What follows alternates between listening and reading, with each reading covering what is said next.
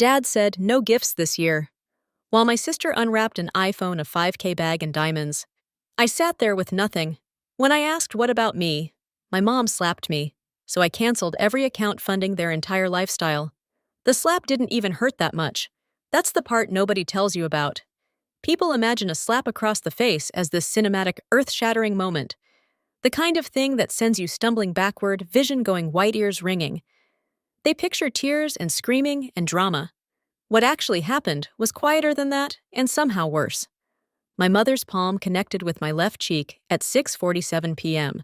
on Christmas Day in the dining room of the house I had been financially propping up for 3 years in front of my father, my sister, and my Aunt Diane, who immediately became very interested in the inside of her purse.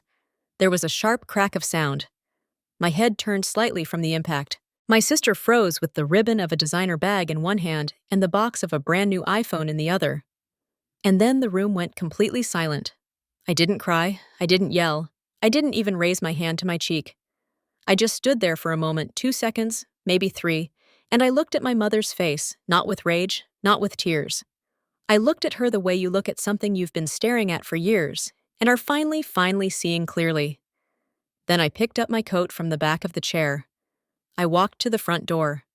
I opened it. I stepped out into the cold December air. Nobody called after me. Not one voice, not one footstep behind me. Just the click of the door, the sound of my own breathing, and the distant neighbor's Christmas lights buzzing faintly in the dark. I sat in my car in the driveway and I opened my phone. You need to understand who I was before that moment because this story doesn't make sense without it. My name is Marcus. I'm 26 years old and I am or was a software developer for a mid-sized tech company in Atlanta. I graduated early. I got a job fast. I was by most metrics the success story of my family. First in my immediate family to finish a 4-year degree. First to have a salary with benefits and a 401k and a name on a real lease for a real apartment. I chose myself. My family, my parents, and my younger sister Brianna lived 40 minutes away in the house I grew up in. A nice house, 3 bedrooms, 2 bathrooms, a backyard. My dad Raymond worked part-time at a hardware store after his knee surgery 2 years ago put him out of his previous job. My mom Cheryl worked administrative hours at a dental office, enough to keep benefits, not enough to materially contribute to the household. Brianna was 22, took a few community college classes, and worked about 12 hours a week at a clothing boutique she mostly described as networking. I want to be fair to them because I think fairness is important even when people don't deserve it. They weren't evil people. They weren't monsters. My childhood, for the most part, was fine normal. The kind of quiet suburban upbringing where nothing dramatic happens, and you think that means everything is okay. But somewhere around the time I got my first real paycheck, a shift happened so slow I barely noticed. So gradual, I told myself it was just family, that this was normal, that this is what you do when you're the one who made it.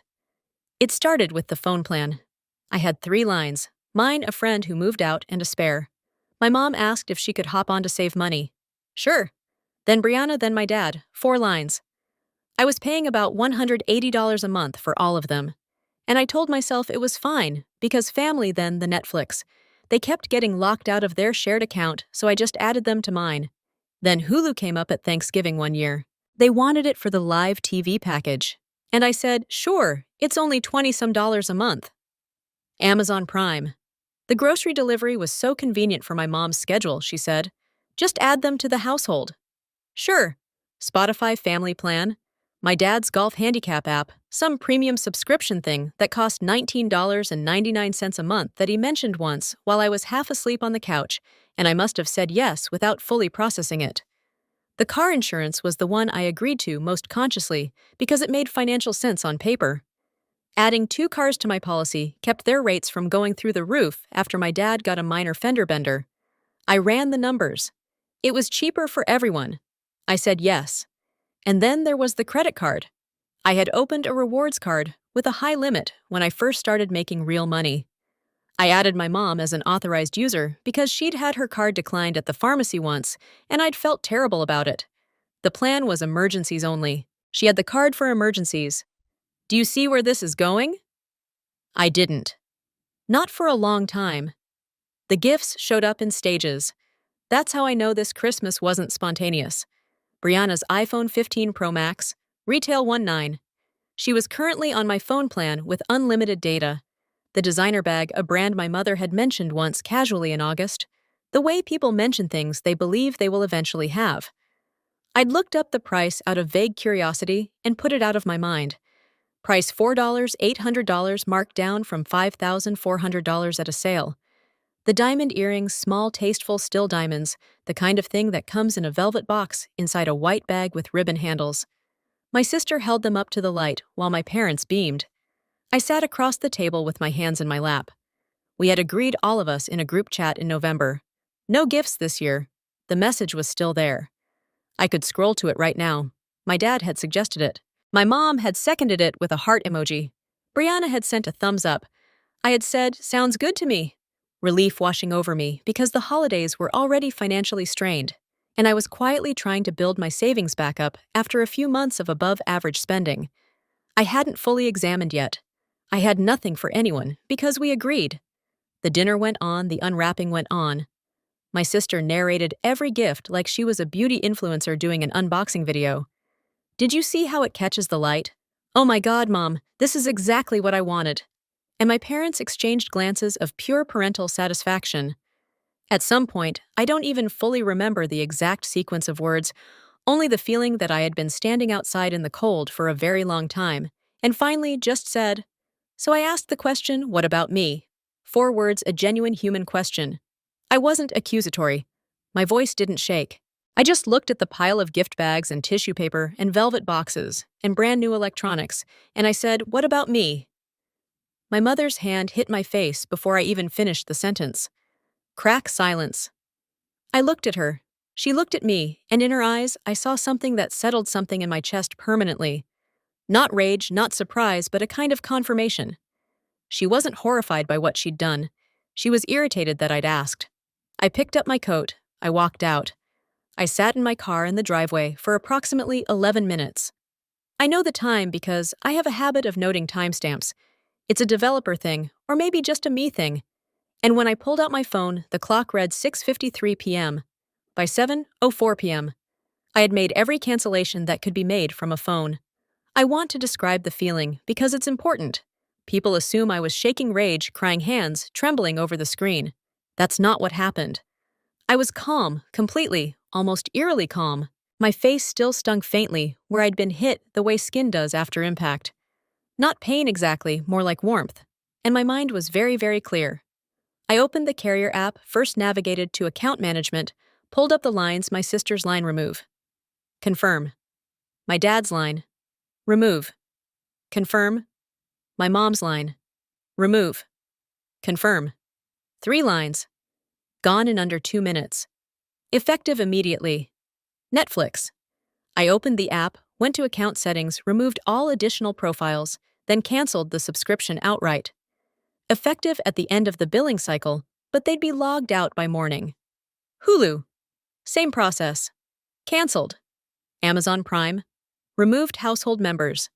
Then canceled Prime itself. I could restart it later if I wanted. The free trial had long since expired anyway. Spotify removed family members from the plan. Downgraded to individual. The golf app. I actually almost felt bad about this one for a fraction of a second. And then I remembered that my father had watched his wife slap me across the face and turned back to his plate. I canceled it without hesitation. The car insurance took a phone call. I'd known that going in. I dialed the 24-hour customer line, gave my policy number, and told the representative I needed to remove all additional drivers except myself. "Are you sure?" she asked. "Removing drivers mid-policy will affect their coverage immediately." "Very sure," I said. She processed it. She read back the confirmation number. I thanked her. Then the credit card. I opened the last 3 months of statements. I told myself I didn't need to look too closely. Family used it for emergencies, I'd said, and I believed it. Mostly because believing it was easier than the alternative. Month of October, $340 in what appeared to be salon charges. $89 at a restaurant I didn't recognize.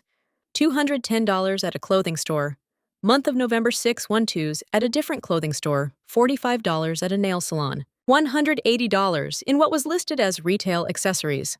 Month of December, $4,847.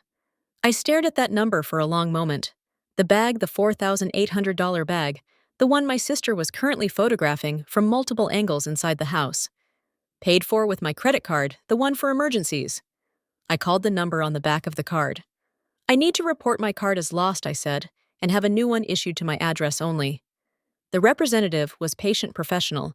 She confirmed the address on file. My apartment, not my parents' house, because I am not stupid enough to have ever changed that. She canceled the card, ordered the replacement, and confirmed that the authorized user, my mother, would no longer have access. The existing card will be deactivated within the hour, she said. Thank you, I said. I put the phone in my lap. I looked at the front of the house, the warm light in the windows, the faint sound of what might have been my sister laughing. Then I started the car and drove to the Marriott 8 minutes away. I checked in, got a room on the 4th floor, ordered a club sandwich and a Coke from room service, and watched a movie I'd been meaning to see for 2 months. I showered. I set the thermostat to exactly the temperature I like. I got into bed with clean sheets that smelled faintly of industrial detergent, which is honestly my favorite smell in the world when I'm wrung out. I slept from 10:30 p.m. to 7:18 a.m. without interruption. I cannot remember the last time I slept that well. My phone was face down on the nightstand. I had turned the ringer off, but I knew in the calm, practical part of my brain that had been running the numbers for 2 minutes at 6:53 p.m. In a cold driveway, I knew what the morning would look like. 7:43 a.m. I picked up the phone. Mom, the TV isn't working. 7:44 a.m. Dad. Hey son, the insurance app is saying something is wrong with our policy. 7:44 a.m. 30 seconds later, Brianna. My phone says I'm not on the plane anymore. I read all three. I set the phone face down. I made coffee from the little machine on the hotel dresser. The kind with the thin packets that never quite brew strong enough, but are deeply satisfying anyway. And I sat by the window and watched Atlanta wake up on a cold December 26th morning. At 8:15, my dad called. Let it ring. At 8:17, my mom called. Let it ring. At 8:20, my sister called 3 times in rapid succession. Let it ring. Let it ring. Let it ring. At 8:31, my dad texted son. I think there might have been some kind of mistake with the accounts. Can you give us a call when you get a chance? A mistake? 3 years of payments, a face full of my mother's palm in front of the entire family, my sister sitting inside a house I partially funded holding a fourth $800 bag charged to my card, and my father was texting me about a mistake. I typed one sentence back. No mistake, Dad. Merry Christmas. Sent. I set the phone down and finished my coffee, and then it buzzed again. Not a call, not a text from family, an email from a name I hadn't expected. Derek Akafor, subject line. We need to talk about the lease. My stomach dropped because I had completely forgotten. My name was on their apartment lease. Derek was Brianna's boyfriend of 2 years, a decent enough guy or so I had thought. Quiet Polite worked in logistics. They'd started dating right when he was getting on his feet after a rough patch. And when they decided to move in together 12 months ago, Brianna's credit score had been what real estate agents politely call a work in progress. Derek had asked me, not my parents me, if I would co-sign the lease. He'd been professional about it. Sat down with me, showed me his income documentation, his employment history, said Brianna would be working to build her credit, and within a year, they'd refinance without my name on it. I had said yes because family. The lease ran through August 8 months away. I opened the email with the specific kind of dread that lives in your throat rather than your stomach. Marcus, I'm going to assume you know about what happened last night with the phone plan. We woke up this morning, and Brianna's phone doesn't work, which I understand given the circumstances, but I need to speak with you urgently about the lease. As a co-signer, you have certain obligations. I am not threatening you. I just think we need to talk about how this proceeds. Calm, measured, almost lawyer. I read it twice. Then I did something I should have done before co-signing any lease, which is call an actual lawyer. Her name was Patricia O.C. Bonsu, and she was a tenant and contract attorney I found through a bar referral service on December 26th at 9:15 a.m. She agreed to a brief paid phone consultation at $150 for 30 minutes. Because the holidays, she explained, always generate a surprising number of urgent lease questions. Co-signing a lease means you're equally liable for the rent, she said, not unkindly. If they default, you're on the hook. I know that, I said. What I need to know is, can I get out of it, given that the circumstances of my relationship with these people have materially changed? Silence for a beat. Then walk me through the current situation. I walked her through it. The payments, the card, the Christmas, the slap, another pause. The assault is relevant, she said. Not to the lease directly, a civil matter, a different track, but it affects the broader picture of what you're dealing with here. She explained my options. I could petition the landlord to remove me as a co-signer, which required landlord consent, and potentially Derek qualifying on his own income, which, depending on his numbers, he might now be able to do since he'd had a year to build his file. I could document the physical altercation and consult with a family law or civil attorney about the assault. I could, in the interim, ensure that my financial exposure was limited by keeping close watch on whether payments were being made.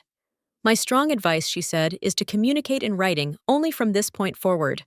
No phone calls, you don't record everything by email or text. That's my plan, I said. Good. A pause. I'm sorry this happened to you, especially on Christmas. Thank you, I said. I appreciate that. I sat with the phone in my hand after I hung up, and I thought about how that one sentence, "I'm sorry this happened to you," was the first time in 24 hours anyone had said anything even adjacent to that. I emailed Derek back from the hotel. Hi, Derek. I'm aware of the situation, and I've spoken with a tenant attorney this morning. I'd like to address the lease situation properly and professionally. Can you provide your current income documentation if you've been employed continuously over the past year? There's a reasonable path for me to request removal as co-signer and have the lease transition to you as soulless. I'd appreciate if we keep all communication in writing going forward. He replied within 15 minutes. He had in fact gotten a promotion in September. His annual income was now comfortably above what the landlord required for a solo lease. He was frankly relieved. I'll contact the property management today, he wrote. For what it's worth, I had nothing to do with what happened at Christmas. I wasn't there, and I think what they did was wrong. I appreciated that. I didn't say it out loud, but I appreciated it. My phone rang at 11:04 a.m. Number I didn't recognize.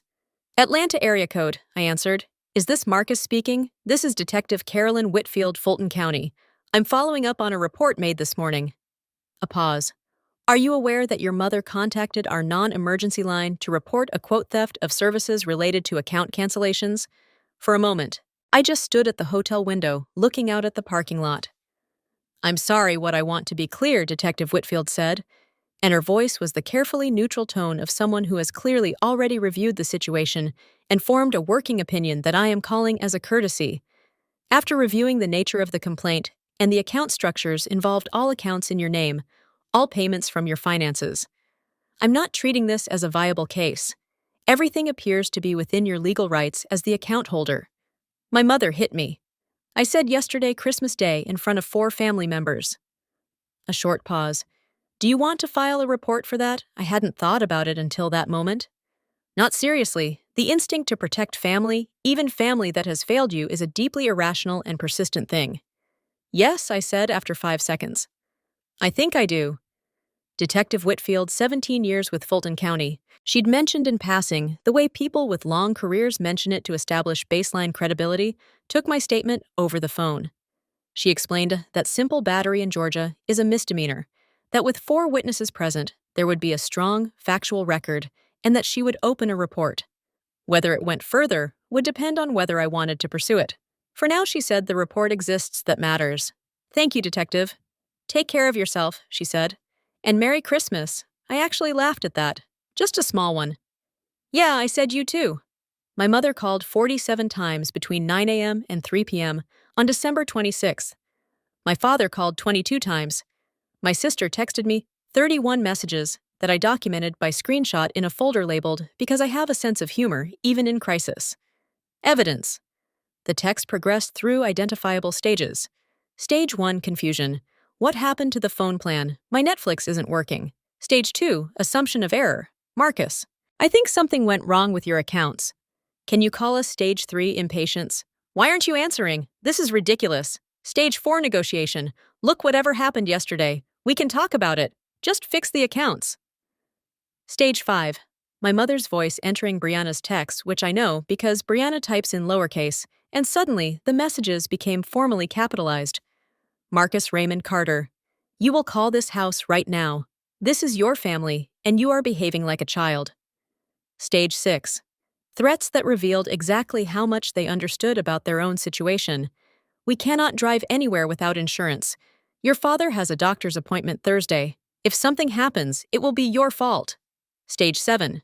Brianna going back to her own voice. Okay, but genuinely, what is happening? Are you okay? That last one I almost answered. Not because I forgave her. She had unwrapped $6,000 worth of gifts while I sat with nothing. And she hadn't said a word, but because it was at least human. The first text from anyone that asked about me, rather than the accounts. I didn't respond, but I noticed it. On December 29th, I met with a civil attorney named Jordan Ashby, whose office was on the 4th floor of a building in Midtown, and who had a reputation, according to 3 different online reviews I'd read, for being excellent at family-adjacent financial disputes. I came prepared. I brought printed account statements going back 36 months, screenshots of every text and email, a copy of the police report.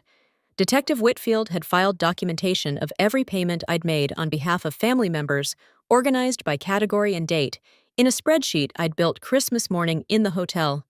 Because that is apparently how I process emotional distress. Jordan Ashby was 41 years old, had been practicing civil law for 14 years, and had the particular quality of good lawyers who have heard everything. He showed no visible reaction to anything I said, only took notes and occasionally asked clarifying questions. The unauthorized credit card charges are interesting, he said. Reviewing the December statement, you added your mother as an authorized user for emergency use. There's potentially an argument for misuse of authorization there, particularly given the amount. $4,847, I said. For a handbag. For a handbag, he wrote something down. And the police report, you have the case number. I slid it across the desk. He looked at it for a moment. This is a stronger position than most people come in with, he said. Most people have emotional recollections. You have a paper trail. I'm a developer. I said I document things. He almost smiled. That's going to be useful. We spent 2 hours going through options. Recovering the unauthorized credit card charges was viable. The card issuer, the charges, and the clear deviation from stated purpose were all documented. The assault report was on file. The lease situation, he agreed with Patricia Osibonsu, was navigable given Derek's income and the landlord's cooperation. What do you want the outcome to be? He asked. I thought about it. Not the satisfaction answer, not the revenge answer, the real answer. I want to be free of it, I said. All of it. The financial entanglement, the obligation. I want to rebuild my accounts, my savings, and my peace of mind. And I want them to understand clearly and permanently that what they did had real consequences. He nodded. That's achievable. The landlord, a property management company called Gray Line Residential, processed Derek's solo lease application within 8 business days. On January 9th, I received a formal letter addressed to me, countersigned by Derek Okafor, and notarized releasing me from the lease as co-signer effective upon Derek's successful qualification, which had been confirmed. I read it 3 times, then I scanned it and saved it in the folder labeled Evidence, which I immediately renamed Resolved. The credit card dispute took slightly longer. I had submitted a formal written complaint to the card issuer on January 3rd with documentation, account history, and a letter from Jordan. On January 22nd, I received a response. The charges flagged as misuse of an authorized user account, specifically the $4,847 December charge, would be investigated. Within 10 days, the issuer had reviewed the complaint and issued a provisional credit pending final review on the basis that the charges were inconsistent with the stated emergency purpose of the authorized user arrangement and that I had withdrawn authorization before the billing cycle closed. I was not guaranteed to win the full amount, but I was in the fight. My father texted me on January 15th. Not urgently, not demanding, just a single, oddly simple text. Son, I'd like to meet for lunch if you're willing. Just us, no agenda. I sat with it for a full day. My therapist, whose name is Dr. Andrea Mensah, and who I had started seeing in early January after recognizing that I had spent approximately 3 years in a financial and emotional pattern that would, in a clinical context, be called a cycle of enabling with resentment suppression, told me that deciding whether to engage was entirely up to me and that there was no correct answer. What does your gut say? She asked. My gut says go, I said. My gut also says go wearing armor. Both things can be true, she said. I met my father at a diner near his house on January 18th, a Wednesday at 12:30 p.m. He was already there when I arrived. He looked tired. Not the theatrical kind of tired meant to generate sympathy, just genuinely quietly tired, older than I remembered. Which is what happens when you look at someone clearly for the first time in years. He did not make excuses for my mother. He said I should have said something when it happened. I know I should have. He said I didn't know about all of it. The credit card. I didn't know. He said, that doesn't make me innocent. He said 3 things in a row without asking for forgiveness, without pivoting to how hard things were for them, without listing his own grievances. He just said the true things. I ate my food. I listened. I'm not ready to have a relationship that looks like the one we had. I said, I'm not closing a door, but I'm not opening the old one either. He nodded. He paid for lunch. He left before I did. I sat in the diner for a while after he left with a cup of coffee going cold in front of me. And I thought about how strange it is, how quietly devastating to love people, and also see them clearly, to hold both things at once. The love that is real and the harm that is also real, without letting either one erase the other. The credit card dispute was resolved in full on February 7th. The provisional credit became permanent. I received a formal notification from the card issuer. Misuse of authorized user status confirmed. 4,047 credited to my account. I transferred that amount to my savings. Then I added to it 3 years of phone plan payments I'd been informally totaling for my own clarity. The streaming subscriptions, the car insurance differential, the golf app. By my own careful conservative accounting, I had spent somewhere in the range of $23,000 to $28,000 on my family over 3 years. Much of it money I had not tracked because I hadn't wanted to see what it added up to. I looked at that number for a while. Then I closed the spreadsheet, not because it didn't matter, because it mattered too much to keep staring at. My sister texted me in late February, not through our mother. Her own phone, her own words.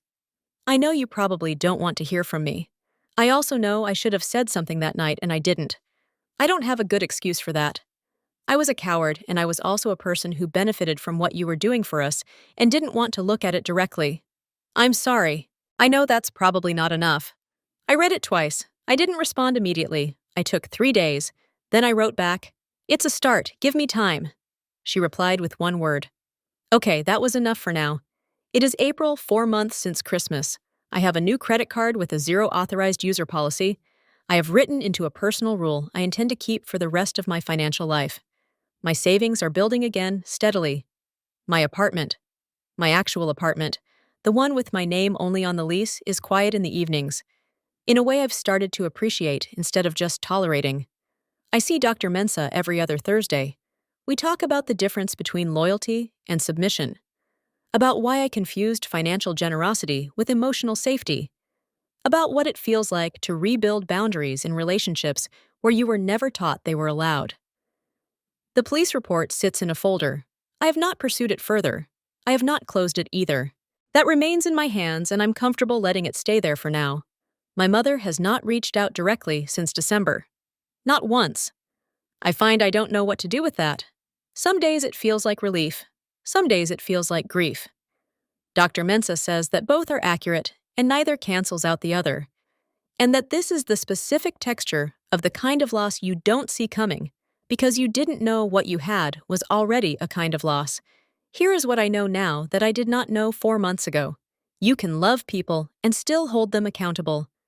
You can grieve a relationship and still refuse to fund its continuation. You can sit in a hotel room on Christmas night, eating a club sandwich, watching a movie alone, and feel not happy exactly, but something structurally close to it. Something that might be under the right conditions and with enough time. The beginning of peace. I think about that driveway a lot. The cold air, the Christmas lights buzzing down the block. Me in the driver's seat with my phone in my lap. Making cancellations with the calm efficiency of someone who has finally decided that what they've been doing is not generosity. It was something else. Something I had been calling love because I didn't have a better word for it. I have a better word now. It was fear. Fear of being the one who stopped. Fear of being the one who said, this is not okay. Fear of the silence that would follow. The exact silence that followed me out the front door on December 25th and followed me all the way to the 4th floor of a Marriott where for the first time in 3 years, the only name on the room was mine. I don't know what happens next with my family. I'm not sure anyone does, but I know this. I slept better that night than I had in years,